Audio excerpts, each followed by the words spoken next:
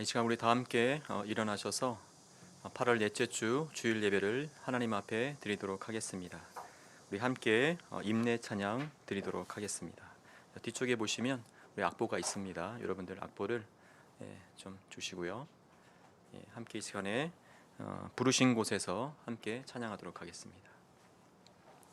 따스한 성령님 마음으로 보내 내 몸을 감싸며 주어지는 평안함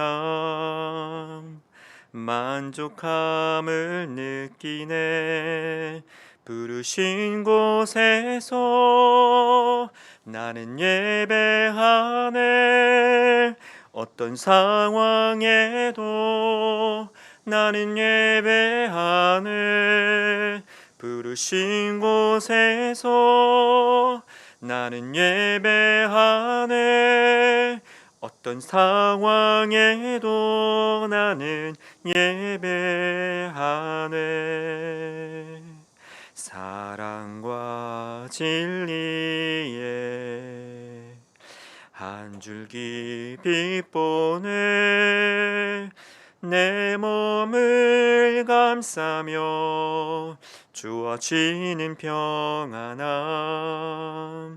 그 사랑을 느끼네 부르신 곳에서 나는 예배하네 어떤 상황에도 나는 예배하네 부르신 곳에서 나는 예배하네 어떤 상황에도 나는 예배하네 내가 걸어갈 때 길이 되고 살아갈 때 삶이 되는 그곳에서 예배하네 내가 걸어갈 때 길이 되고 살아갈 때 삶이 되는 그곳에서 예배하네 부르신 곳에서 나는 예배하네 어떤 상황에도 나는 예배하네 부르신 곳에서 나는 예배하네 어떤 상황에도 나는 예배하네 지극히 높은 주님의 낮이 성소로 들어갑니다 세상의 신을 벗고서 주 보좌 앞에 엎드리리 내 주를 향한 사랑과 그 신뢰가 사그러져 갈 때 하늘로부터 이곳에 장막이 덮이네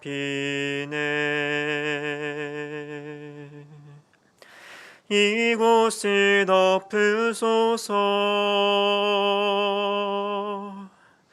이곳을 비추소서 내 안에 무너졌던 모든 소망 다 회복하리니 이곳을 지나소서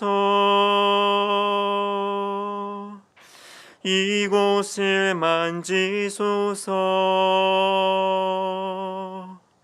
내 안에 죽어가는 모든 예배 다 살아나리라 이곳을 덮으소서. 이곳을 덮으소서. 이곳을 비추소서. 내 안에 무너졌던 모든 소망 다 회복하리니 이곳을 지나소서. 이곳을 만지소서. 내 안에 죽어가는 모든 예배 다 살아나리라. 아멘. 감사함으로 그의 문에 들어가며 찬송함으로 그의 궁정에 들어가서 그에게 감사하며 그의 이름을 송축할지어다. 여호와는 선하시니 그의 인자하심이 영원하고 그의 성실하심이 대대에 이르리로다. 아멘. 우리 사랑하는 성도 여러분, 하나님은 한 사람의 예배자를 찾으십니다. 시편 51편은 그 예배자를 통회하며 자복하는 심령을 가진 자라고 말씀하고 있습니다. 지난 한 주간 우리 모두가 하나님 앞에 바르게 살지 못했던 자신의 죄와 허물이 있다고 한다면 이 시간 함께 고백하며 다 함께 참회의 기도를 드리도록 하겠습니다. 기도하겠습니다. 하나님 은혜와 사랑을 감사합니다. 우리에게 예수 그리스도의 생명을 허락하여 주시고 그분 안에 주어진 예수 그리스도의 피에 하나님 그 놀라운 사하심의 은총이 저희들의 삶을 붙잡으며 여전히 그 말씀 안에 거해야 할 우리의 삶임에도 불구하고 지난 한 주간 우리가 주님의 말씀에 불순종하며 육신의 정욕과 안목의 정욕과 이생의 자랑을 탐하며 살아갔던 우리의 모든 죄와 허물을 주님 앞에 이 시간 고백합니다. 하나님, 우리가 서로 용서하지 아니하였으며 형제 사랑하지 아니하였으며 이웃 사랑하지 아니하였으며 가족에게 입술과 또한 우리의 생각과 마음으로 범죄했던 우리의 모든 죄악들, 부모를 향하여 원망하며 자녀를 향하여 짜증을 일삼았던 우리의 모든 죄악들, 생각 이상의 생각을 품지 말아야함에도 불구하고 그 너머에 우리의 모든 악함의 하나님 그 시작을 그 뿌리를 하나님 우리가 이번 한 주간도 하나님 그 안에서의 많은 열매들을 맺어갔음을 주님 고백합니다. 주님, 우리를 불쌍히 여겨 주옵소서. 주님, 긍휼히 여겨 주옵소서. 우리가 다시 한번 예수 그리스도의 보혈의 피로 우리가 정결케 되어 예수 그리스도의 성품을 닮은 거룩한 하나님의 자녀로 다시 한번 우리가 인쳐질 수 있는 놀라운 은혜와 축복이 있기를 주님 간절히 소망합니다. 이 시간 주의 은혜의 보좌 앞에 나가 주의 은혜를 구하며 간구하는 모든 심령들마다 오늘 하나님의 놀라운 회복의 역사를 이뤄가는 시간 되어줄 수 있도록 하나님 인도하여 주시옵소서. 만일 우리가 우리의 죄를 자백하면 그는 미쁘시고 의로우사 우리 죄를 사하시며 우리를 모든 불의에서 깨끗하게 하실 것이요 이 언약의 말씀을 통해 우리에게 죄 사함의 은총을 허락하신 하나님께 감사와 찬양을 올려드립니다. 아멘. 이 시간에 우리 사도신경 하심으로 우리의 신앙을 고백하도록 하겠습니다. 나는 전능하신 아버지 하나님 천지의 창조주를 믿습니다. 나는 그의 유일하신 아들 우리 주 예수 그리스도를 믿습니다. 그는 성령으로 잉태되어 동정녀 마리아에게서 나시고 본디오 빌라도에게 고난을 받아 십자가에 못 박혀 죽으시고 장사된 지 사흘 만에 죽은 자 가운데서 다시 살아나셨으며 하늘에 오르시어 전능하신 아버지 하나님 우편에 앉아 계시다가 거기로부터 살아있는 자와 죽은 자를 심판하러 오십니다. 나는 성령을 믿으며 거룩한 공교회와 성도의 교제와 죄로 용서받는 것과 몸의 부활과 영생을 믿습니다. 아멘. 우리 찬송가 43장을 찬양하도록 하겠습니다. 찬송가 43장입니다.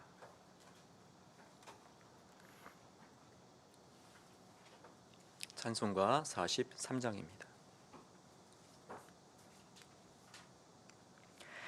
즐겁게 안식할 날, 반갑고 좋은 날, 내 마음을 평케하니 즐겁고 기쁜 날, 이날에 천하 만민 다 보좌 앞에서 참되신 삼위일체 다 찬송 부르네.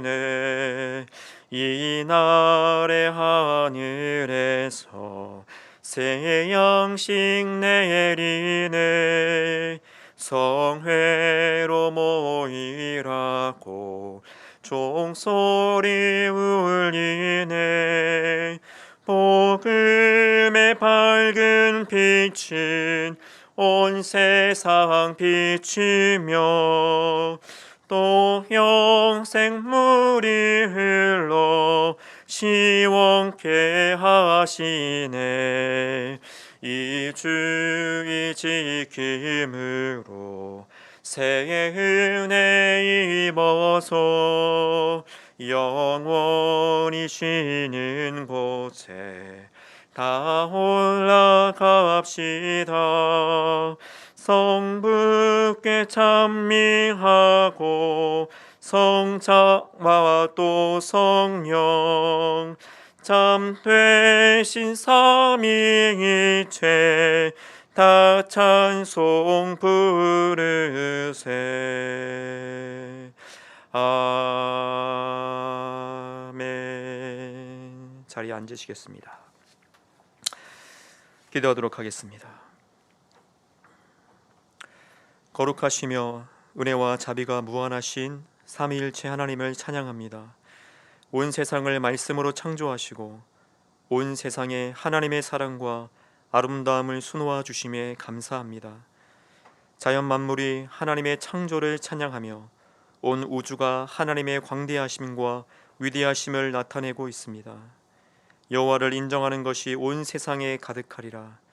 이 말씀이 온 우주 만물에 우리의 심령에 선포되어지므로 여호와 하나님의 거룩하신 이름이 영광과 높임을 받아 주옵소서. 주님, 100년 전 이 땅에 복음의 빛을 비춰주시고 말씀의 씨앗을 심겨주셔서 현재 대한민국은 복음 안에서 참 많은 결실과 열매를 맺었습니다. 그러나 동시에 잘못 심겨진 욕심의 씨앗으로 말미암아 죄를 양산해내고 불법과 죄악이 관영한 나라가 되어가므로 현재 많은 고통과 아픔을 또한 겪고 있음을 고백합니다. 이 나라 이 민족이 새 수를 담은 새 부대가 되어 하나님의 소유 제사장 나라 거룩한 백성으로 살아가게 하옵소서. 특별히 코로나 바이러스로 인하여 우리의 삶은 예전과 다르게 많은 어려움과 제약들을 안고 살아가고 있습니다. 그러나 지난날 편안하고 안락했던 우리들의 삶에 죄의 바이러스는 없었는지 우리 스스로를 돌아보고 회개하는 시간을 갖도록 인도하옵소서. 주님, 오늘 주님의 날을 거룩하게 구별하여 하나님을 예배하고자 교회로 달려온 성도들이 있으며 온라인 예배로 모인 주님의 백성들이 있습니다. 먼저는 저들이 드리는 영과 진리의 예배를 받아 주시옵소서. 사모하는 심령들에게 만족함을 주시는 주님께서 저들에게 필요한 믿음을 주시고 소망을 주시며 풍성한 사랑을 허락하여 주시옵소서. 부족하고 연약한 제가 주님의 말씀을 선포하고자 합니다. 저희 연약함을 통해서 하나님이 드러나며 진리의 말씀이 가감없이 선포되어지게 하옵소서. 이 말씀을 통해 사랑이신 주님을 우리 모두 알게 되어 그분의 사랑 안에 거함으로 세상이 줄 수 없고 알 수도 없는 참된 평안 가운데 기쁨으로 살아가는 주님의 참된 백성이 되게 하옵소서. 곧 다시 오실 우리 구주 예수님의 이름으로 간절히 기도하옵나이다. 아멘. 감사합니다. 오늘 함께 나눌 말씀은 우리 빌립보서 1장 1절로 5절의 말씀이 되도록 하겠습니다. 빌립보서 1장 1절로 5절입니다. 우리 신약 317쪽에 있습니다. 빌립보서 1장 1절로 5절까지의 말씀입니다. 제가 봉독하도록 하겠습니다. 그리스도 예수의 종 바울과 디모데는 그리스도 예수 안에서 빌립보에 사는 모든 성도와 또한 감독들과 집사들에게 편지하노니 하나님 우리 아버지와 주 예수 그리스도로부터 은혜와 평강이 너희에게 있을지어다. 내가 너희를 생각할 때마다 나의 하나님께 감사하며 간구할 때마다 너희 무리를 위하여 기쁨으로 항상 간구함은 너희가 첫날부터 이제까지 복음을 위한 일에 참여하고 있기 때문이라. 아멘. 자, 오늘은 우리가 사랑, 그분으로 인하여라는 주제로 함께 좀 말씀을 나누기를 원합니다. 우리 옆 사람에게 인사하겠습니다. 큰 소리로는 하지 말고요. 우리 방송으로 또 보시는 분들, 옆에 가족분들이 있다고 한다면 자매님에게, 형제님에게, 엄마, 아빠에게 은혜와 사랑이 있기를 소망합니다. 이렇게 한번 인사하겠습니다. 시작. 우리 여러분들에게 은혜와 평강이 있기를 소망합니다. 아멘. 여러분, 지난주 설교에 이어서 우리 계속해서 빌립보 말씀을 우리가 함께 나누기를 원합니다. 먼저 질문을 드림으로 설교를 시작해 볼까 합니다. 여러분, 기독교 핵심에 있어서 결코 잊혀져서는 안 되는 한 가지가 있다면 여러분은 무엇이라고 생각하시나요? 기독교의 핵심 진리 중에서 이것만큼은 결코 잊어서는 안 되겠다라고 생각하는 것들. 저에게 막 이렇게 텔레파시를 보내고 있는데 맞습니다. 그것은 사랑입니다. 여러분, 세상도 어느 정도 기독교의 사랑을 인정하듯 고린도전서 13장에 소개되는 사랑의 내용을 일부 인용하는 사람들도 있죠. 그래서 그것을 노래로 사랑은 언제나 오래 참고 사랑은 언제나 온유하며 사랑은 시기하지 않으며 자랑도 교만도 아니하며 이런 많은 내용들을 가지고 서로를 축복하고 또한 가정을 세우는 모습을 볼 수 있습니다. 여러분, 그렇다면 여러분은 기독교의 사랑이 무엇이라고 생각하시나요? 기독교의 핵심 진리가 사랑인데 그러면 여러분, 과연 기독교의 사랑은 무엇일까요? 사도 바울은 고린도전서 13장에서 사랑에 대한 굉장히 심오한 진리들을 말하고 있습니다. 그 13장 내용 중에서 우리가 몇 가지를 함께 먼저 살펴보고 오늘 본론의 내용으로 들어가도록 하겠습니다. 첫 번째로 1절에 봤더니 이렇게 기록되어 있죠. 사랑은 사람의 방언과 천사의 말보다도 더 위대한 것이다. 그러니까 사랑은 사람의 방언보다 천사의 말보다 더 위대하다라고 바울은 이야기해요. 여러분, 여기서 사람의 방언은요, 사도행전 2장에서 바로 성령 강림 이후 나타났던 방언의 역사를 의미하는 거예요. 이 사건은 여러분 전무후무한 사건이죠. 하나님의 나라의 일이 성령의 역사하심을 통해서 제자들의 입을 통해서 각 나라의 방언으로 선포가 되어지는 거예요. 이 사건을 경험했던 각 나라 사람들은 자신들의 언어로 하나님의 나라의 신비한 일들이 선포가 되니까 모두들 어리둥절하고 당황하며 그 사건에 대해서 굉장히 놀랍게 여깁니다. 정말 대단한 사건이죠. 근데 여러분, 지금도 우리 현대 교회에서는요, 이 방언의 은사를 굉장히 높이 평가해서 자신들의 사역의 모티브로 삼는 교회들이 있다라는 사실입니다. 여러분, 그렇다면 천사의 말은 어떠할까요? 유대인들은 천사를 굉장히 높은 존재로 여깁니다. 헬라어는 이 천사를 가리켜 앙겔로스라는 단어로 사용하고 있는데 이 뜻은 바로 뭐냐면 좋은 소식을 전하며 하나님의 메시지를 전하는 동시에 하나님의 공적인 대표자로서 대사의 역할을 수행하는 거예요. 또한 하늘의 존재로서 하나님을 섬기는 거룩한 천사들입니다. 그러니까 유대인들이 가장 흠모하고 가장 높이 평가했던 이 천사들의 10마디, 100마디 말보다 무엇이 더 위대하다? 사랑이 더 위대하라는 거예요. 그러면서 바울은 자신도 아주 신비롭고 그렇죠? 놀라운 주의 환상과 계시를 또한 경험했다라고 이야기합니다. 고린도후서 12장에 봤더니 무익하나마 내가 부득불 자랑하노니 주의 환상과 계시를 말하노라. 내가 그리스도 안에 있는 한 사람을 아노니 그는 14년 전에 셋째 하늘에 이끌려 간 자라. 그가 낙원으로 이끌려가서 말로 표현할 수 없는 말을 들었으니 사람이 가히 이르지 못할 말이로라. 그러니까 바울은 지금 엄청난 경험을 한 겁니다. 사람의 방언과 천사의 말과 버금가는, 아니 그 이상의 놀랍고 신비로운 경험을 바울 자신이 했다라고 이야기하고 있죠. 그런데 바울은 이렇게 이야기해요. 나의 이 놀랍고 신비로운 경험도 이 사랑보다는 위대한 것이 아니다라는 거예요. 여러분, 두 번째는 2절이죠. 어떻게 해요? 사랑이 예언하는 능력과 모든 비밀과 모든 지식을 알고 또 산을 옮길 만한 모든 믿음보다도 더 위대하다라고 이야기하죠. 여러분, 여기서 말하는 예언하는 능력은 무엇입니까? 그것은 말씀을 맡은 자예요.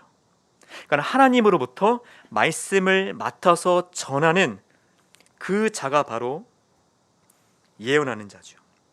그런데 그가 그 예언의 능력을 갖고 있음에도 불구하고 모든 비밀도 알고 거기다가 모든 지식을 갖고 또한 산을 옮길 만한 대단한 믿음까지도 소유하고 있다라고 말하고 있죠. 저는 이 사람이 어떻게 보면 전 인류를 통틀어서 가장 많은 능력을 가진 사람, 하나님께 가장 큰 축복을 받은 사람이 아닐까 생각합니다. 그럼 이 사람이 누구일까요?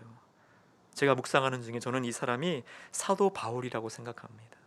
왜냐하면 사도 바울은 여러분 신약 27권 중에서 무려 13권의 서신을 기록한 사람이 바로 사도 바울이에요. 그리고 오늘날 기독교 믿음과 신앙을 학문적 체계로 이룰 수 있도록 그 길을 열어준 사람이 바로 사도 바울이라는 것입니다. 여러분, 그것만일까요? 바울이 믿음으로 행한 일이 얼마나 많을까요? 기적과 이적으로 따지면 예수님의 제자를 능가하는 사람이 바로 사도 바울이라는 거예요. 여러분, 그가 에베소에서 사역을 할 때요, 하나님이 그에게 능력을 주셨어요. 그랬더니 바울이 갖고 있는 손수건과 앞치마를 가져다가 병든 자에게 얹은즉 질병이 치료되고 귀신이 떠나가는 역사가 일어나게 되었다라는 사실이죠. 그런데 바울은 자신이 가졌던 이러한 능력과 모든 지식 그리고 대단한 믿음도 무엇보다 위대하지 않다? 사랑보다 위대하지 않다라고 말하고 있다라는 거예요. 세 번째입니다. 3절에 봤더니 내게 있는 모든 것으로 구제하고 또 내 몸을 불사르게 내줄지라도 사랑이 없으면 내게 아무 유익이 없느니라 라고 말씀하고 있죠. 여러분, 혹시 사도 바울에 대해서 잘 알고 계십니까? 사도 바울이 그렇게 훌륭한 주의 사역을 감당했지만 그에게도 정말 많은 고통과 아픔과 여러 가지 겪은 고초들이 있죠. 고린도후서 11장에서 사도 바울은 자신을 이렇게 회상합니다. 내가 수고를 넘치도록 하고 옥에 갇히기도 더 많이 하고 매도 수없이 맞고 여러 번 죽을 뻔하였으니 유대인들에게 40에서 하나 감한 매를 몇 번이요? 5번이나 맞았으며 3번 태장으로 맞고 1번 돌로 맞고 3번 파손하고 일주야를 깊은 바다에서 지냈으며 여러 번 여행하면서 강의 위험과 강도의 위험과 동족의 위험과 이방인의 위험과 시내의 위험과 광야의 위험과 바다의 위험과 거짓 형제들의 위험을 당하고 또 수고하고 애쓰고 여러 번 자지 못하고 줄이며 목마르고 여러 번 굶고 춥고 헐벗었노라. 이 외의 일은 고사하고 아직도 날마다 내 속에 눌리는 것이 있으니 곧 모든 교회를 위하여 염려하는 그것이라 라고 말하고 있어요. 여러분, 여기에서 말씀을 보면 수고라는 단어가 2번이나 나오죠. 이 뜻은 무슨 뜻입니까? 구타와 매질, 그러니까 비극시의 애통, 육체의 필요를 낳는 그 모든 고된 노동일, 이런 모든 것을 일컫는 말이 바로 수고라는 단어 안에 담겨 있죠. 여러분, 바울만큼 교회를 위해 헌신한 사람이 있을까요? 아니, 바울만큼 성도를 위해서 희생한 사람이 있을까요? 그런데 바울은요, 자신의 그러한 희생과 헌신도 이 사랑보다는 위대한 것이 아니라고 말하고 있어요. 여러분, 그렇다면 사랑은 무엇일까요? 바울이 저토록 소중하게 생각하고 이 세상의 그 어떤 것보다도 더 위대하고 고귀하고 아름다운 것으로 품고 있는 바울에게 있어서 그 사랑은 과연 무엇일까요? 이에 대한 답이 어디에 나와 있냐면 요한 1서 4장 8절에 나와 있어요. 바로 사랑하지 아니하는 자는 하나님을 알지 못하나니 이는 하나님은 사랑이심이라. 할렐루야. 여러분, 이 구절에서 하나님은 사랑이시다라는 이 구절이 하나님이 가지고 계신 속성 중에 하나로 이해하기보다는 하나님의 존재 자체가 사랑이시는구나라는 사실을 우리가 알 필요가 있다라는 거예요. 그러니까 하나님이 우리를 사랑했기 때문에 그분 중에 갖고 계신 속성 중에 하나가 사랑이지, 이것이 아니라 그분 자체가 무엇이라고요? 바로 사랑이라는 사실이에요. 여러분, 이것은 분명 다른 문제입니다. 그분 자체가 사랑이라고 한다면 그분에게서 나오는 모든 것은 무엇에 기인하여 나옵니까? 사랑에 기인하여 나오는 거예요. 즉 그것이 심판일지라도, 즉 그것이 징계일지라도, 즉 그것이 우리에게 고난과 아픔일지라도 그 모든 것들은 어디에서 나온다? 하나님의 사랑으로부터 나오게 된다라는 사실입니다. 그렇게 여러분, 제가 여러분들에게 했던 질문은 틀리죠. 사랑은 무엇으로 가지 않고 바로 누구로 간다는 사실입니다. 사랑은 어떤 것으로 가지 않고 사랑은 존재 그 자체이신 누구로 간다라는 사실이죠. 여러분, 이런 이해를 가지고 우리가 고린도전 13장 12절을 보면 바울이 언급한 사랑이 누구인지에 대한 이해가 되기를 시작하죠.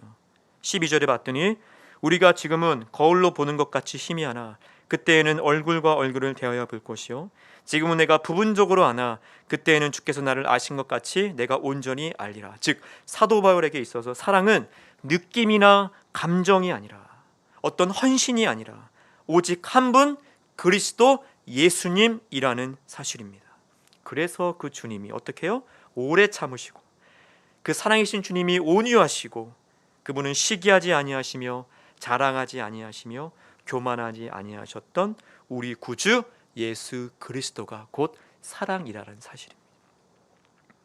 이제 여러분, 우리가 이 사랑이신 주님을 마음에 품고 일평생을 살아갔던 사도 바울, 다메섹에서 부활하신 주님을 만난 이후에 무려 몇 년이 지났죠? 34년이 지난 이후 지금 로마 감옥에 갇혀 있는 바울에게 있어서 그 예수님의 사랑에 매여 그 로마 감옥에 투옥되면서도 여전히 그 주님의 사랑을 노래하고 그 주님의 사랑을 찬양하고 그 사랑만으로 만족하기를 원하는 그 바울의 심정을 통해서 오늘 이 빌립보 성도들에게 전하는 이 한 절 한 절의 메시지 안에 과연 바울이 고백했던 그 예수님의 사랑이 어떤 것이었는지를 우리가 함께 본문을 통해서 여러분과 나누기를 소망합니다. 할렐루야. 우리가 그것을 찾아내야 돼요. 그 바울이 경험했던 그 예수의 사랑이 어떻게 빌립보 성도들에게 전해갔는지를 우리가 함께 살펴보기를 원합니다. 첫 번째는 바로 뭐냐면, 따라해 보겠습니다. 사랑은 성도들을 한 몸 되게 하십니다. 그렇죠. 우리 1절에 같이 한번 읽어볼게요. 1절을 시작. 그리스도 예수의 종 바울과 디모데는 그리스도 예수 안에서 빌립보에 사는 모든 성도와 또한 감독들과 집사들에게 편지하노니. 아멘. 여러분, 빌립보 교회는요, 사도 바울이 2차 전도 여행 중에 세운 교회죠. 성경에 봤더니 이곳은 마게도냐의 첫 성이고 로마의 식민지라고 말씀을 드렸습니다. 여러분, 바울이 살았던 1세기는 어떠한 시대였을까요? 그때는 여러분, 로마라는 나라가 전 세계를 지중해 연안들을 제국화하려는 움직임이 굉장히 강했던 시기였죠. 그래서 로마는 북쪽으로 어디죠? 지금의 스위스, 오스트레일리아, 프랑스를, 서쪽으로는 어떻게 해요? 지금의 스페인과 포르투갈을, 남쪽으로는 카르타고를 치면서 계속해서 영토를 확장해 나아가고 있는 상황이었다는 거예요. 그냥 여러분, 로마와 같이 제국화를 꿈꾸는 나라들의 특징이 어떨까요? 다른 나라를 무력으로 막 이렇게 정복하고 빼앗는 그 나라들의 특징은 굉장히 잔인하죠. 포악하죠. 그리고 지휘 체계가 굉장히 뚜렷하다라는 거예요. 즉 상정과 하인, 주인과 종, 남성과 여성, 지휘관과 군인들, 거기다가 무소불위의 권력까지 더해져 그 권세를 당해낼 자가 없다라는 사실이죠. 여러분, 제가 미드를 좋아하지는 않아요. 미드를 좋아하지는 않는데 작년에 제가 역사에 좀 관심이 많아서 제가 작년쯤에 미국 히스토리 그 채널에서 방영했던 8부작 다큐 드라마 시리즈였던 바바리안 라이징이라는 그 프로를 제가 본 적이 있습니다. 자, 내용은 바로 뭐냐면 로마의 제국화에 대항해서 싸웠던 이민족 영웅들의 이야기예요. 그러니까 그 당시에 게르만족들, 앵글로색슨족, 서고트족, 훈족들, 자신의 민족을 지키기 위해서 지도자가 일어나서 로마와 대항하여 싸워냈던 일대기를 그린 내용입니다. 로마인들이 얼마나 잔인하고 포악하고 영악스러웠는지 그 드라마를 보는 내내 그들의 만행에 치를 떨었던 적이 있어요. 그런데 여러분, 제가 이 드라마를 보면서 들었던 생각이 있습니다. 바로 이 드라마 제목 바바리안 라이징의 뜻이었어요. 바바리안은 뜻이 뭡니까? 야만인이죠. 그렇죠. 즉 로마 제국을 대항하여 싸웠던 이민족들의 영웅들이 바로 누구다? 야만인이라는 거예요. 여러분, 이것은 철저히 로마 제국의 관점이죠. 왜 그럴까요?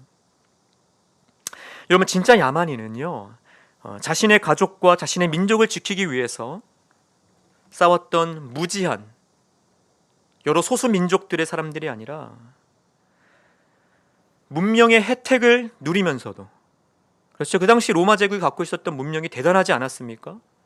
지금도 그 로마가 있었던 르네상스 운동을 향하여 돌아가자라는 움직임이 굉장히 많은데, 이런 문명의 혜택을 누리면서도 불구하고 칼과 창과 무력으로 세계를 어떻게 해요? 제국화하려는 그 로마가 진짜 야만인이 아니었을까라는 생각을 저는 그 드라마를 보면서 생각을 해보게 되었던 거죠. 여러분, 이러한 정치, 경제, 사회, 군사적 움직임이 사도 바울이 살고 있었던 1세기 지중해 연안의 도시들의 상황이었어요. 오늘 여러분, 우리가 오늘 빌립보서는 어디에 세워진 도시입니까? 유럽 첫성이죠. 유럽. 그러니까 그리스 도시의 북쪽에 있는 마게도니아이죠.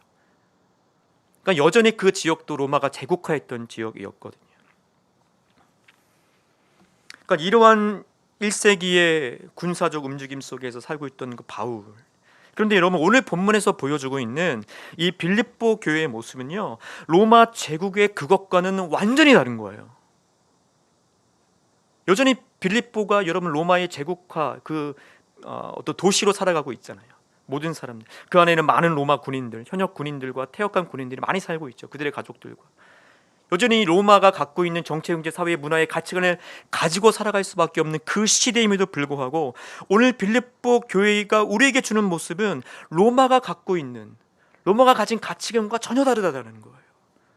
바로 그리스도 예수 안에서 기독교인들이 가진 사랑의 힘이 무엇인지를 오늘 본문은 우리에게 보여주고 있다는 사실입니다. 우리가 1절, 2절에서 내용을 살펴보면 두 그룹을 발견하게 돼요. 첫 번째 그룹은 바로 지도자 그룹입니다. 바로 바울과 디모데예요. 두 번째 그룹은 누구입니까? 성도와 감독들과 집사들이죠. 여기서의 감독은 바로 장로로 우리가 해석을 할 수 있습니다. 그런데 그 당시의 감독은 업무상의 직함이 감독이었고 그들의 신분은 사실 장로였습니다. 그러니까 바울 시대의 교회들은 목회자가 각 교회에 세워지지 않았던 시기였거든요. 그래서 사도들이 교회를 이렇게 순회하며 말씀을 강론하였고 각 교회에 세워진 이 장로들이 성도를 돌보는 일을 한 거죠. 그래서 1절, 2절에 보면 바로 첫 번째 지도자 그룹이 나오고 두 번째는 평신도 그룹이 나옵니다. 그런데 여러분 참 감사하게도 이 두 그룹을 보면요, 오늘의 목회 현장과는 다르게 하나의 공통 분모가 있어요. 이 지도자 그룹과 평신도 그룹 사이에 공통된 분모가 있다는 거예요. 즉 무엇이냐면, 이 교회의 지도자인 바울과 디모데는 자신을 가리켜서 무엇이라고 표현하고 있냐면 바로 그리스도 예수의 종이다라고 표현을 하고 있어요. 여러분, 오늘날 사실은 우리가 주의 종 그러니까 마치 이 종이라는 의미, 헬라어로 둘로스라는 의미가 마치 종교적 의미라고 그렇게 생각이 들 수 있어요. 그러나 여러분, 바울 시대에 사용했던 이 종, 둘로스라는 의미는요, 종교적 의미를 갖지 않고 그 당시의 사회 문화적 의미를 담고 있어요. 그냥 뭐예요? 노예예요, 노예. 그 당시에 그냥 돈 주고 팔려나가는 노예라는 거예요. 제가 말씀을 준비하며 느낀 것은 바로 뭐냐면, 바울은 철저하게 자기 자신을 예수 그리스도의 어떻게 해요? 종으로 스스로 매기를 원했다라는 거예요. 여러분, 바울은 어떤 사람이죠? 로마의 시민권을 갖고 있는 사람이죠. 그의 신분은 높습니다. 그러나 자기 스스로가 예수 그리스도의 복음으로 말미암아 예수 그리스도께 어떻게 스스로 종이 되기를, 종으로 매기를, 노예로 매기를 원했다라는 사실이죠. 여러분, 두 번째 그룹인 이 평신도 그룹을 보면 모든 성도들과 감독들과 집사들이 이렇게 고백합니다. 우리가 바로 그리스도 예수 안에 있습니다. 여기서 사용된 헬라어 그리스도 예수 안에라는 의미는 첫 번째가 뭐냐면, 공간적인 의미에서 예수 그리스도 안에 있으며 예수라고 하고 있는 울타리 안에 있다는 것을 의미해요. 두 번째 관계적인 의미로는 우리가 예수님과 함께하고 있습니다. 예수님 곁에 가까이 있습니다. 원인과 결과로 본다면 예수님에 의하여, 예수님 때문이라는 의미가 있어요. 즉 모든 삶의 결과를 예수님이 바로 원인으로 본다는 것입니다. 즉 기쁜 일이 있을 때 그 원인을 누구에게? 예수님에게 두었으며, 슬픈 일이 있을 때 그 결과를 예수님의 섭리로 보았다라는 사실이에요. 여러분, 여기서 두 그룹의 공통 분모가 무엇입니까? 바로 그리스도 예수라는 사실이에요. 그러니까 지도자 그룹도 마찬가지고 평신도 그룹도 마찬가지고 그들 안에 공통 분모는 바로 그리스도 예수로 함께 모여지고 연합되었다는 사실이죠. 그래서 여러분, 이 두 그룹의 공통된 특징은 바로 사도행전 4장 11절에서 베드로가 고백했던 무엇입니까? 이 예수는 너희 건축자들의 버린 돌로서 집 모퉁이의 머릿돌이 되었느니라. 즉 자신의 주장대로, 자신의 의견대로 나가다 보면 두 그룹이 쉽게 나누어질 수 있지만 그러지 않고 누구에게 연결되어 있다? 모퉁이 돌 대신 예수님으로 인하여 서로 연결이 되어 있다는 거예요. 그래서 나는 당신의 종입니다. 우리는 주님 안에 있습니다. 이 고백으로 말미암아 그들이 서로 하나로 묶여져 있다라는 사실이에요. 여러분, 제가 이 부분을 묵상하면서 우리 주님의 마음교회를 한번 생각을 해봤습니다. 사실 저희 교회가 개척을 하다 보니까 개척 멤버가 없었잖아요. 그렇죠. 오늘 특별히 또 우리 귀한 형제가 또 오셨는데 다 서로 초면이라는 거예요. 관계가 없어요. 그러다 보니까 어떻습니까? 어색하죠. 불편해요. 익숙치 않습니다. 그런다 여러분, 그러나 우리 모두가 예수님을 모퉁이 돌려 여겨 목회자인 저부터 주님, 저는 주님의 종입니다. 그리고 성도들이 저는 주님 안에 있습니다 라고 고백할 때 그때 우리 모두는 모퉁이의 머릿돌 되시는 주님에게 묶여져 그리스도의 몸을 이루는 하나의 교회로 세워지게 될 것을 믿습니다. 할렐루야. 두 번째는 바로 뭐냐면, 사랑이 있는 곳에 은혜와 평강이 넘쳐납니다라는 거예요. 다시 따라해 보겠습니다. 사랑이 있는 곳에 은혜와 평강이 넘쳐납니다. 우리가 아까 고린도전서 13장을 봤을 때 여러분, 사랑은 무엇으로 가지 않고 어디로 간다? 누구로 간다 그랬죠. 그러니까 우리가 지금 고백하고 있는 건 이 사랑은 바로 예수님이 의미하는 거예요. 그러니까 예수님이 있는 곳에 바로 무엇이 넘쳐나냐? 은혜와 평강이 넘쳐난다는 거예요. 우리 2절에 같이 한번 읽겠습니다. 시작.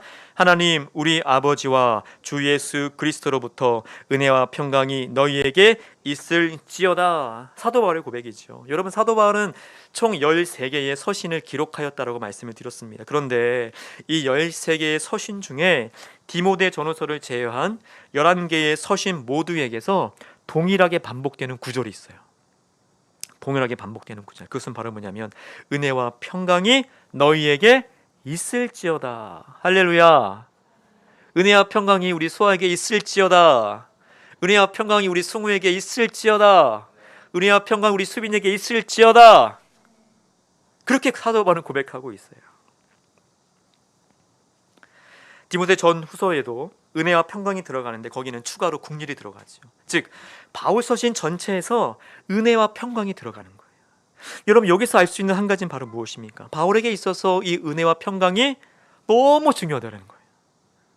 그럼 여러분, 과연 바울에게 있어서 은혜와 평강이 무엇이기에 그는 자신이 기록한 모든 서신에서 이런 인사말을 반복적으로 사용하고 있는 것일까요? 첫째로, 바로 은혜는 바로 뭐냐면 하나님이 베푸시는 값없는 선물이다. 무엇이라고요? 하나님이 베푸시는 값없는 선물. 여러분, 이거 받고 싶지 않으신가요? 저는 너무 받고 싶은데. 선물 좋잖아요. 그런데 내가 잘했든 못했든 그거와 상관없이 하나님은 우리에게 선물을 주시겠다라는 거예요. 그렇다면 어떤 선물일까요? 바로 아무런 조건 없이 죄인을 용서하시고 구원과 영생을 주시는 하나님의 특별한 사랑이라는 거예요. 아무런 조건 없이 죄인을 용서하시고 구원과 영생을 주시는 하나님의 특별한 사랑. 이 은혜를 잘 설명해 주는 본문이 바로 마태복음 18장의 만달란트 빚진 자를 탕감해 주는 내용이에요. 내용은 이렇습니다. 여러분, 종은 임금에게 만달란트라는 어마어마한 빚을 지었어요. 이 만달란트를 이렇게 계산해서 하는 부분이 있지만 저는 거기까지 준비를 하진 않았습니다. 하여간 어마어마한 돈입니다. 결코 평생 동안 갚을 수 없는 그런 어마어마한 빚을 누가 지었다고요? 한 종이 자신의 주인이었던 임금에게 지었다는 거죠. 결산할 날이 이르렀습니다. 임금은 그 종이 만달란트를 갚을 능력이 없는 것을 알고 그 몸과 아내와 자식들의 모든 소유를 팔아서 그 만달란트를 갚으라고 명령합니다.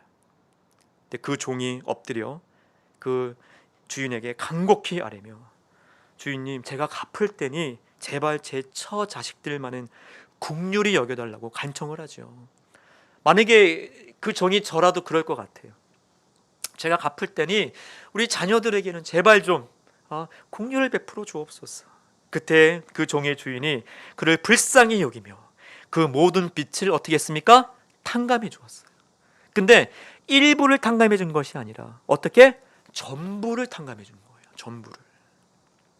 그런데 여러분, 이 이야기가 여기서 끝나면 좋은데 그 이야기가 거기서 끝나지 않고 어디로 이어가냐면 그 종이 어떤 종이었는지의 이야기로 이어집니다. 그 알고 봤더니 그 종은 어떤 종이었다? 악한 종이었다라는 거예요. 자신에게 100데나리온의 빚을 진 자의 멱살을 잡고 빚을 갚으라고 호통을 하고 그를 어디로 보냅니까? 옥에 가두게 됩니다. 굉장히 악한 종이죠. 자신은 40달란트 평생 자녀들과 함께 아무리 모아도 갚을 길이 없는 그 어마어마한 빚을 탕감받았는데 100데나리온, 하루 품삯이 1데나리온 정도 되잖아요. 그렇죠. 그러니까 100일에서 일할 정도의 그 금액을 어떻게 해요? 갚으라고 멱살을 잡고 호통을 치고 갚을 능력이 없으니 어디로 보냅니까? 옥에 넘겼다라는 거죠. 얼마나 안 하나 악한 종일까요? 근데 여러분, 여기서 중요한 건 바로 이 안에 하나님의 은혜가 있다는 거예요. 무슨 이야기입니까? 저 정도로 본질상 악한 자였던 그 종을 그 주인은 대가 없이 아무런 조건 없이 용서하기로 결정하셨다라는 거예요. 그것이 바로 무엇이다? 하나님이 우리에게 베풀어 주신 은혜라는 사실입니다. 여러분, 사도 바울은 그 은혜를 경험했어요. 사도 바울은 그 은혜를 경험했어요. 왜 그럴까요? 디모데전서 1장 15절에서 바울은 자신을 향해 이렇게 고백합니다. 죄인 중에 내가 괴순이라. 어떻게 해요? 죄인 중에 내가 괴순이라. 여러분, 이 해석에 약간의 아쉬움이 있어요. 그래서 정확한 해석을 보면 이렇습니다. 예수께서 죄인을 구원하시려고 세상에 오셨는데 그 죄인들 중에서 내가 가장 최악이다라는 거예요. 근데 여러분, 여기서의 표현이 현실적인 표현이 아니라 미래적인 표현인 거예요. 미래적인 표현. 즉 바울의 시대뿐만이 아니라 이 세상이 존재하는 한 그 어떤 죄인들보다 바울 자신이 더 악하고 최악이라는 사실이에요. 그러니까 여러분, 오늘 우리가 이 세대를 살아가면서 예수님의 은혜 없이 살아갈 사람이 있습니까? 없지요. 저와 여러분 모두 다 예수님의 은혜가 필요해요. 우리 말고도 세상에는 죄를 짓는 수많은 사람들이 있죠. 그 모든 악한 사람들보다 누가 더 최악이다? 바울 자신이 최악이다라고 이야기를 하고 있다라는 사실이죠. 여러분, 기독교 신앙에 있어서 여러분, 하나님의 존재를 인식하는 것과 함께 중요한 것이 있어요. 그것이 바로 뭐냐면 내 자신이 누구인지를 아는 거예요.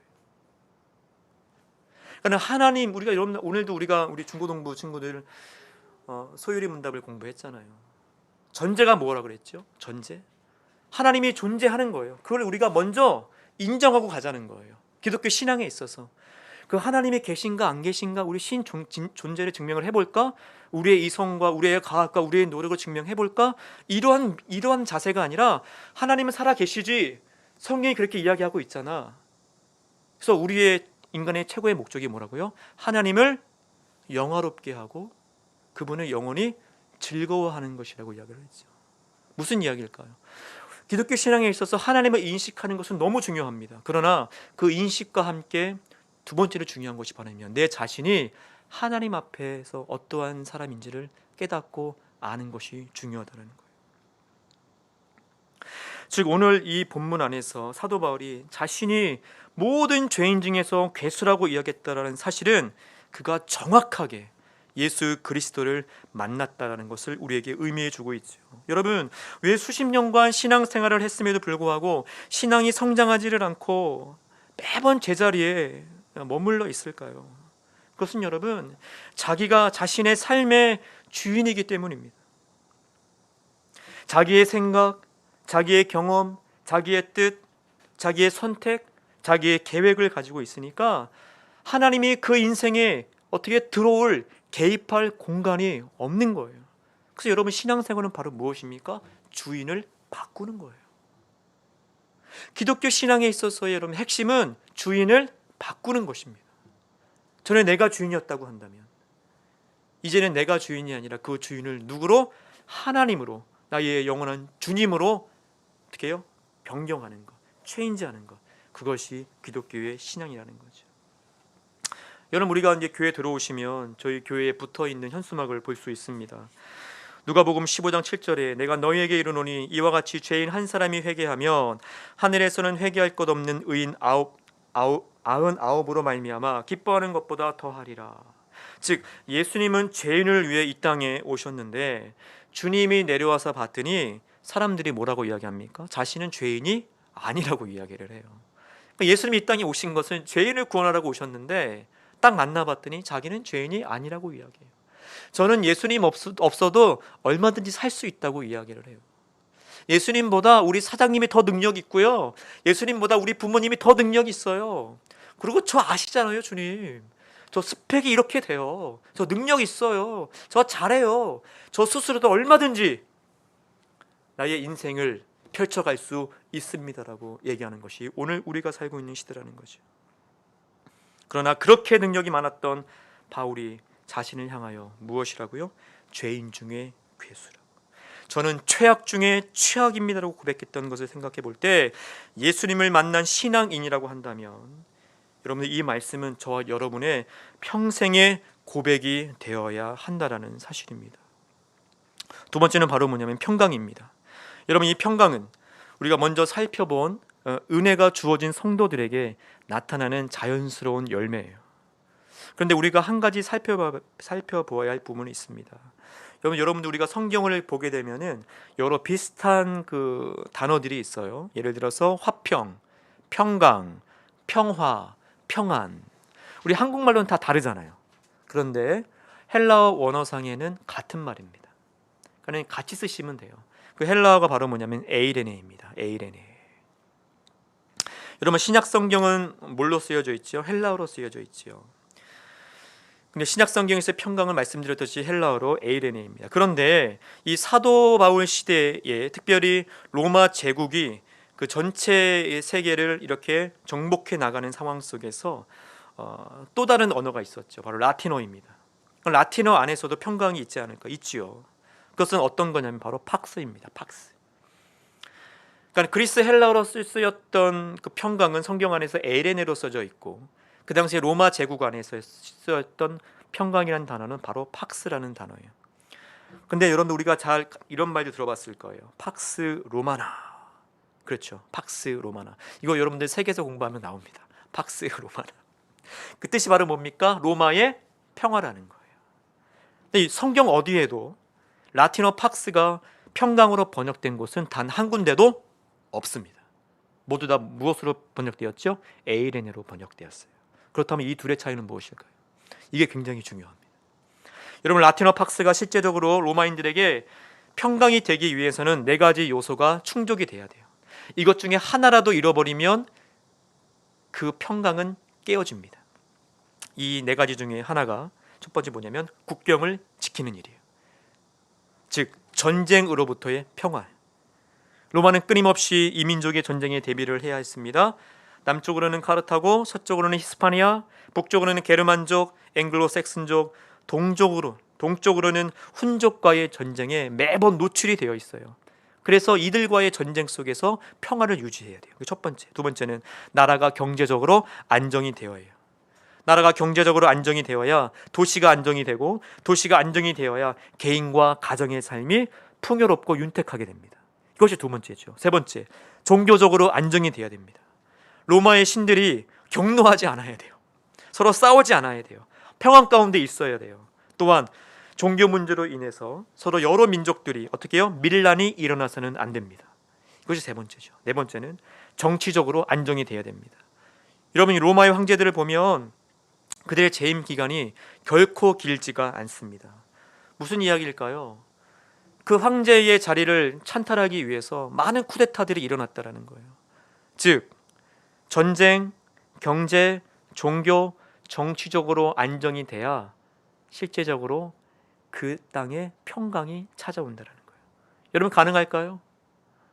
이 네 가지 사항이 모든 영역에서 안정을 이루어야 되는데 과연 이것이 가능할까요? 근데 여러분 그렇기에 팍스는 여러분 외적이면서 환경적인 요소들이 만족이 되어야 평강과 평안을 얻게 된다는 거예요. 그래서 로마인들이 가졌던 평강은 내적인 것에서 오는 평강이 아니라 외적인 부분에서 오는 평강이라는 거죠. 그런데 이 팍스가 마치 우리의 삶 같지 않습니까? 오늘날 정치적으로 안정이 되고 괜찮은 정당이 여당이 되면 대통령이 정치를 잘하면 우리의 삶에 평강이 찾아올 것 같아요. 이제 그 코로나가 끝나서 경제적으로 안정이 되면 평강이 찾아올 것 같습니다. 종교적으로 이단 사이비의 문제가 사라지고 종교적 이슈가 사라지면 평강이 찾아올 것 같아요. 북한과의 대외적 문제가 해결되면 우리나라의 평강이 찾아올 것 같습니다. 평강의 근원을 어디에 찾고 있습니까? 바로 외적, 외부에서, 환경에서 우리는 찾고 있다는 거죠. 그런데 여러분 이것이 다른 이야기가 아니에요. 우리 가정 안에서도 이 팍스를 찾을 수 있어요. 너무나 쉽게. 자녀와의 관계 안에서, 가족 안에서, 부모의 관계 안에서 외적으로 어떤 것이 잘 이루어지면 우리 자녀들 공부를 잘하면 남편이 승진하고 좋은 아파트를 하고 좋은 차를 끌고 그러면 여러분들 우리는 이 외적인 요소로부터 자꾸 평강을 찾으려고 한다는 거예요. 그런데 여러분 에이레네는 달라요. 성경이 말하고 있는 에이레네 평강은 다르다라는 것입니다. 요한복음 20장 19절에 봤더니 이날 곧 안식 후 첫날 저녁 때에 제자들이 유대인들을 두려워하여 모인 곳에 문들을 닫았더니 예수께서 오사 가운데 서서 이르시되 너희에게 평강이 있을지어다 라고 되어 있어요. 오늘 이것이 어떤 상황입니까? 예수님 십자가에 달려 죽으시고 그렇죠? 이제 장사된 상황이에요. 그 전에 제자들이 예수님의 제자들로 열심히 사역도 하고 예수님과 동행하면서 참 행복한 일들을 많이 겪었는데 예수님이 이제 어떻게 십자가에 달려 죽으신 거예요. 그러니 이 제자들의 마음 가운데 무엇이 찾아왔습니까? 두려움이 찾아오기를 시작한 거예요. 그런데 예수님이 정말 부활하셔서 그 제자들 가운데로 오셔서 어떻게 했습니까? 너희에게 평강이 있을지어다라고 이야기하고 있죠. 두려움 가운데 있었던 제자들, 그 두려움 속에서 문들을 닫았던 제자들이 얼마나 두려워하였으면 예수님은 다시 제자들을 향하여 다시 그들에게 너희에게 평강이 있을지어다 또 이야기를 하시죠. 그리고 8일이 지난 이후에 여전히 제자들은 어디에 갇혀 있습니까? 집 안에서 갇혀 있어요. 두려워서 나오지를 못하는 거예요. 왜요? 나오면 누구에게 잡혀가죠? 유대인들에게. 대제사장, 서기관, 바리새인들에게 잡혀가니까 너무 두려워서 문 밖을 나가지 않는 거예요. 8일 동안. 그때 다시 예수님 찾아오셔서 제자들 이렇게 이야기합니다. 너희에게 평강이 있을지어다. 베드로를 포함하여 모든 제자들이 평강을 잃고 두려움 가운데 있었던 상황 속에서 예수님은 그들에게 평강을 주시기를 원하는 거죠. 그런데 여러분 보세요. 이후에 성령이 예루살렘, 그렇죠? 마가의 다락방에 임한 이후에 제자들이 변화가 되었지요. 베드로가 자신의 편지인 베드로전서 5장 10절에서 14절에서 이런 놀라운 고백을 합니다.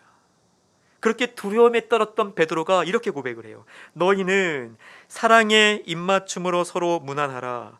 그리스도 안에 있는 너희 모든 이에게 평강이 있을지어다. 할렐루야. 전에는 그렇게 두려워했던 베드로의 입을 통해서 무엇이 고백되고 있어요? 평강이 있을지어다. 그 평강을 선포하고 있다는 거예요. 베드로의 입을 통해 놀라운 고백이 흘러나온 거죠. 환경이 바뀌었습니까? 환경이 바뀌었어요? 아니죠. 그렇지 않아요. 환경으로 따지면 이전보다 더 좋지 않은 상황입니다. 왜냐하면 대제사장들과 서기관과 바리새인들이 베드로를 포함하여 제자들을 어떻게 해요? 죽이려고 혈안이 되어 있기 때문이죠. 너희들 걸리기만 해봐. 막 혈기를 가지고 잡는 즉시 막 베드로와 제자들을 죽이려고 했던 상황 가운데서 누가? 베드로가 그 고백을 선포하는 거예요. 사랑으로 서로 입맞춤하고 너에게 평강이 있을지어다 서로 고백하라는 거예요. 결국 여러분 제자들이 얻게 된 평강은 어떤 평강인가요? 요한복음 14장 27절에 봤더니 예수님이 이렇게 말씀하고 있죠. 평안을 너희에게 끼치노니 곧 나의 평안을 너희에게 주노라. 내가 너희에게 주는 것은 세상이 주는 것과 같이 아니하니라. 너희는 마음에 근심하지도 말고 두려워하지도 말아라. 할렐루야. 여러분 예수님만이 우리에게 참된 평안을 주실 수 있는 분이라고 오늘 성경은 우리에게 이야기하고 있죠. 저와 여러분에게 이런 평강이 있습니까? 여러분에게 예수님이 주고자 했던 그 에이레네의 평강이 있습니까? 사도 바울은요 자신에게 그 에이레네의 평안이 있다라고 이야기하고 있는 거예요. 어디서? 로마 감옥에서. 감옥 속에 갇혀 있으면서 자신은 지금 예수님의 평안으로 함께하고 있다라고 이야기하고 있다라는 거예요. 여러분에게 이 평안과 은혜가 있기를 축원합니다. 할렐루야. 셋째로, 사랑은 기쁨으로 복음을 위한 일에 참여하게 합니다라는 거예요. 따라해 보십니다. 사랑은 기쁨으로 복음을 위한 일에 참여하게 합니다. 자, 5절을 같이 읽겠습니다. 5절 시작. 너희가 첫날부터 이제까지 복음을 위한 일에 참여하고 있기 때문이라. 여러분 우리가 살펴보지 않았지만 3절 4절에서 보면 바울은 자신이 하나님께 감사하는 이유와 빌립보 성도들을 위해 기쁨으로 기도할 수 있는 이유를 5절에서 밝히고 있죠. 그것은 성도들이 복음을 위한 일에 참여하고 있기 때문이라고 이야기하고 있어요.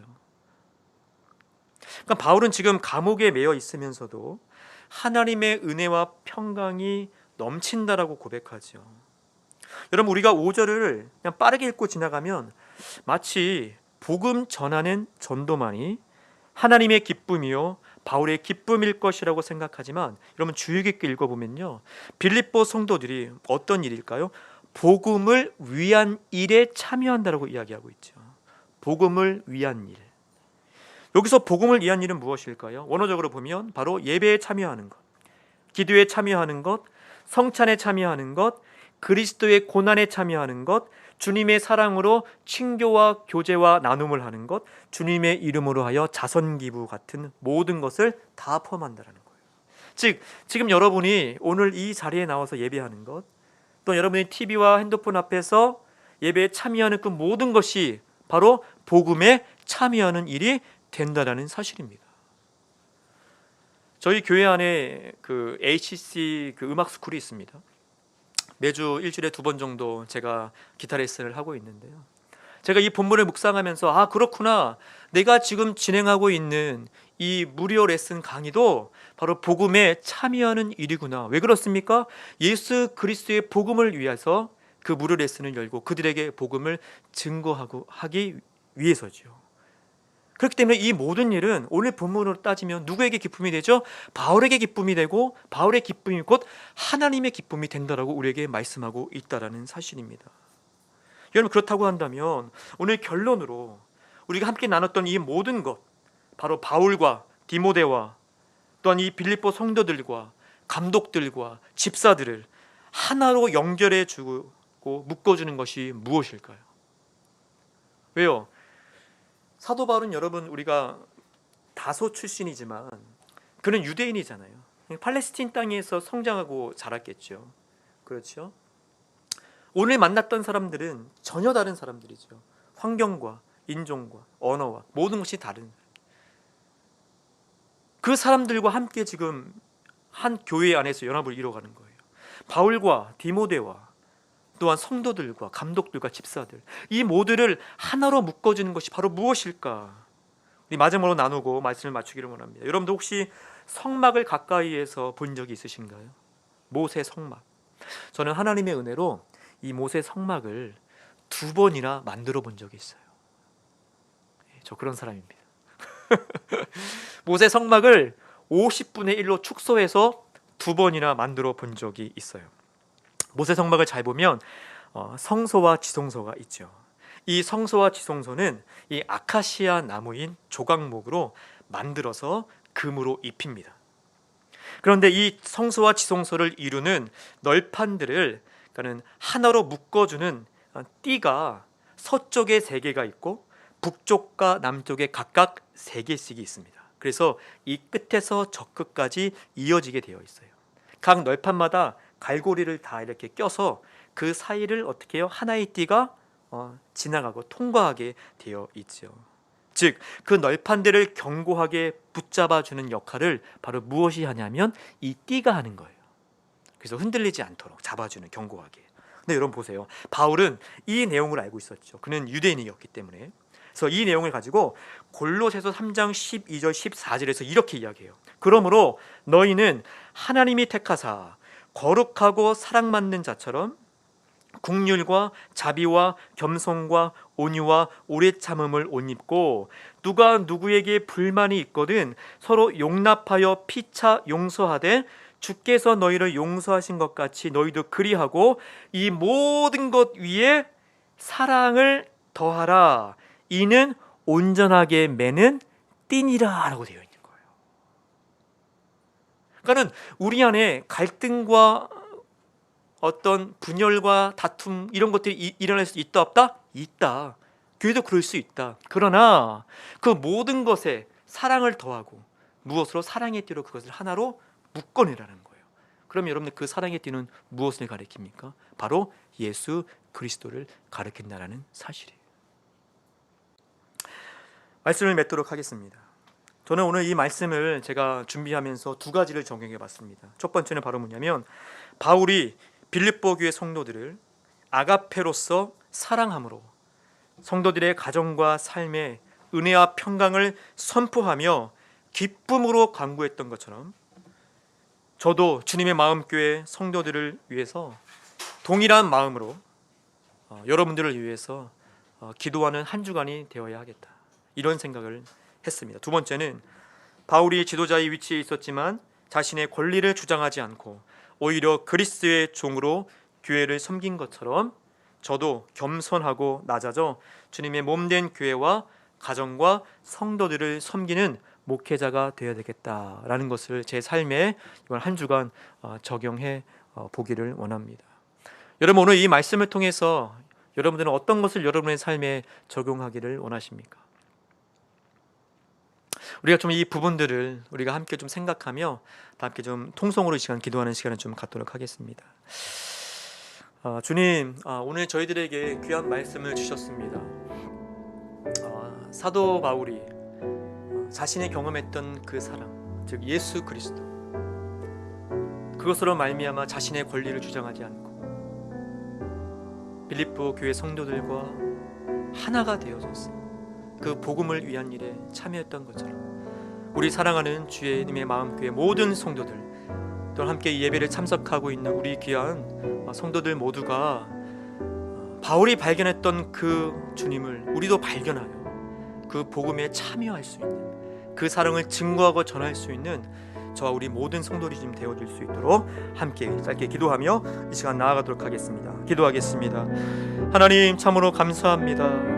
오늘 저희들에게 생명의 말씀을 허락하여 주시고 바울이 만났던 예수 그리스도, 그분의 사랑, 현재 자기 자신은 감옥에 매여 있음에도 불구하고 여전히 그 사랑으로 풍요롭고 그 사랑으로 풍성하며 자신은 그 은혜와 하나님 평강 가운데 머물러 있다라고 그렇게 고백하고 있습니다. 하나님, 오늘 우리에게 주신 그 은혜와 평강은 과연 우리의 심령 내적으로부터 시작되는 것인지요, 아니면 외부적으로 하나님 우리가 그 은혜와 평강을 누리며 나아가고 있는지 돌아보기를 하나님 원합니다.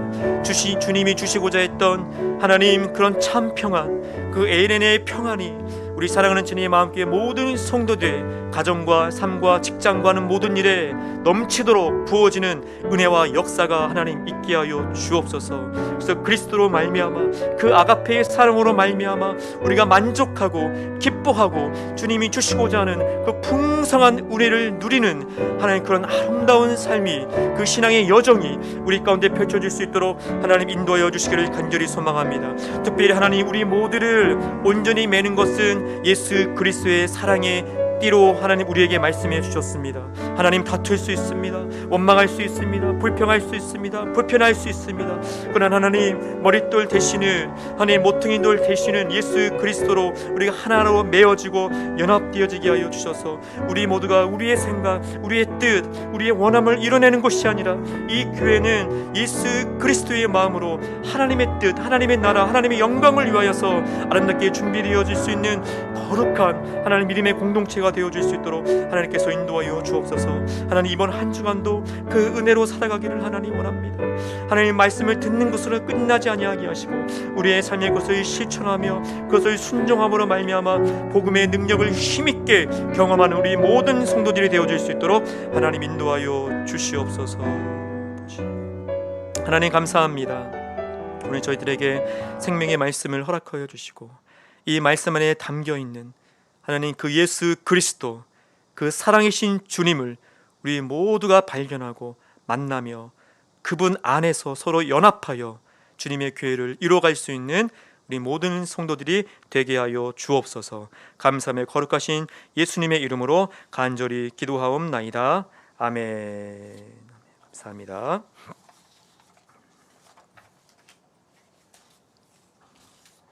이 시간에 우리 찬송가 393장 3절 찬양하시면서 준비하신 예물 하나님께 드리도록 하겠습니다. 찬송가 393장입니다.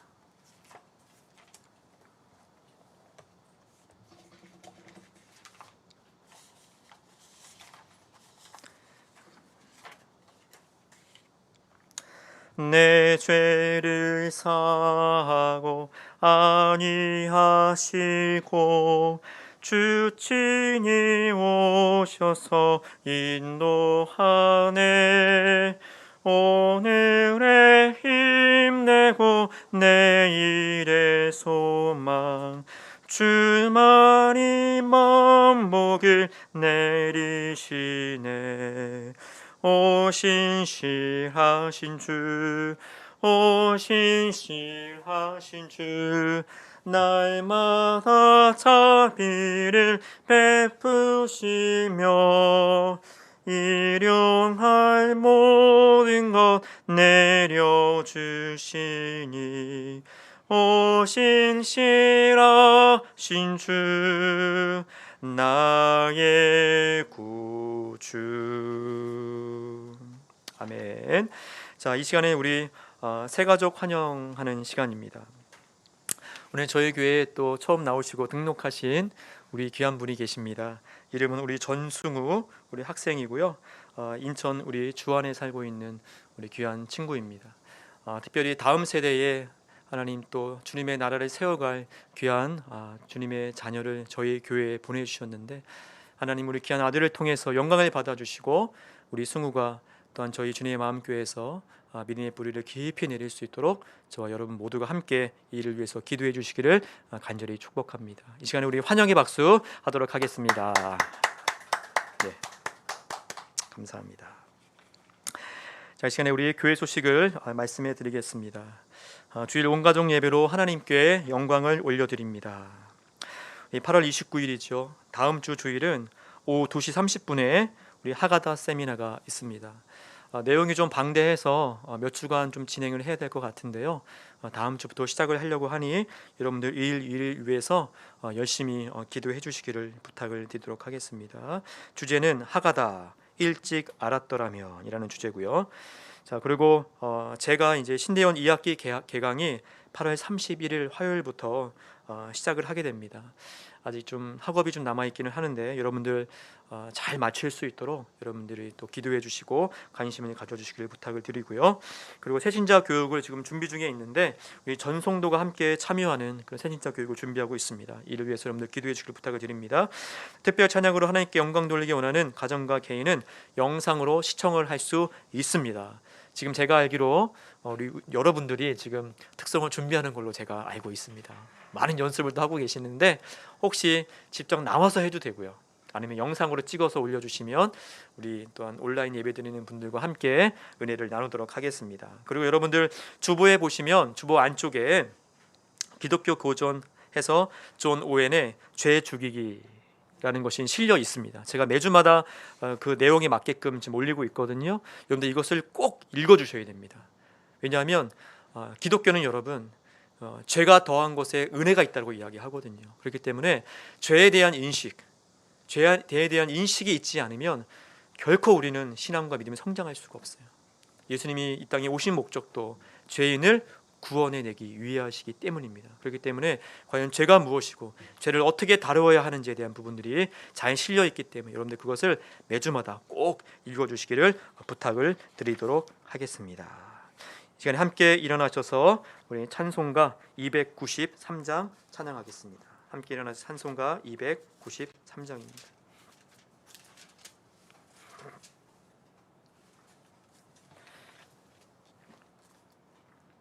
주의 사랑 비칠 때의 기쁨 오네, 근심 걱정 물러가고 기쁨 오네, 기도하게 하시며 희미한 것 물리쳐 주의 사랑 비칠 때 기쁨 오네. 그 큰 사랑 내 마음속에 충만하게 비칠 때에 찬송하네. 그 큰 사랑 내 마음속에 화평함과 기쁨 주네. 그 큰 사랑 주의 사랑 비칠 때에 이 세상은 아름답고 활기차게 다 변하네. 화평 중에 내 영혼 영광스런 새 생명 다시 찾게 되었네. 그 큰 사랑 그 큰 사랑 내 마음속에 충만하게 비칠 때에 찬송하네. 그 큰 사랑 내 마음속에 화평함과 기쁨 주네 그 큰 사랑 주의 사랑 비칠 때에 이 세상은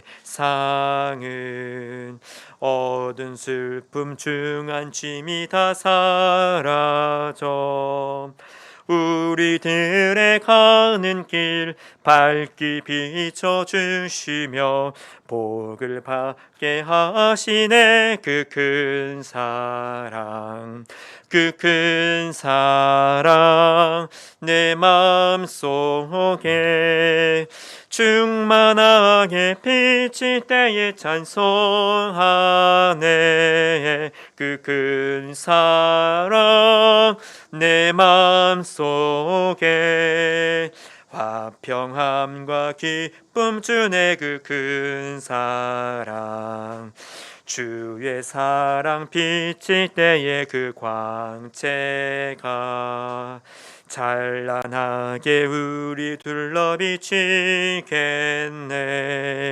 세상 모두 이기고 천국 생활할 때도 주의 사랑 비치네 그 큰 사랑 그 큰 사랑 내 마음속에 충만하게 비칠 때에 찬송하네 그 큰 사랑 내 마음속에 화평함과 기쁨 주네 그 큰 사랑 아멘. 기도하도록 하겠습니다. 하나님 우리의 삶의 모든 것이 주님께서 주신 선물임을 고백합니다. 그 은혜에 감사하여 자원함으로 기쁨으로 11조 감사 주정 헌금과 기타 예물을 주님께 올려드립니다. 이 예물을 기쁨으로 받아주시고 이 예물이 쓰이는 곳에 하나님의 나라가 임하게 하시고 선교, 전도, 교육, 구제를 위해 쓰이는 아름답고 복된 예물이 되게 하여 주옵소서. 주님과 함께 성도들의 각 가정을 지켜주시고 물질에 어려움 없도록 늘 새로운 것들 새 힘과 능력을 공급하여 주옵소서. 이번 한 주간도 하나님의 풍성함과 부요함을 누리는 복된 주의 성도들이 되도록 역사하여 주시옵소서. 감사하며 거룩하신 예수님의 이름으로 간절히 기도하옵나이다. 아멘. 우리 주기도문으로 예배를 마치도록 하겠습니다.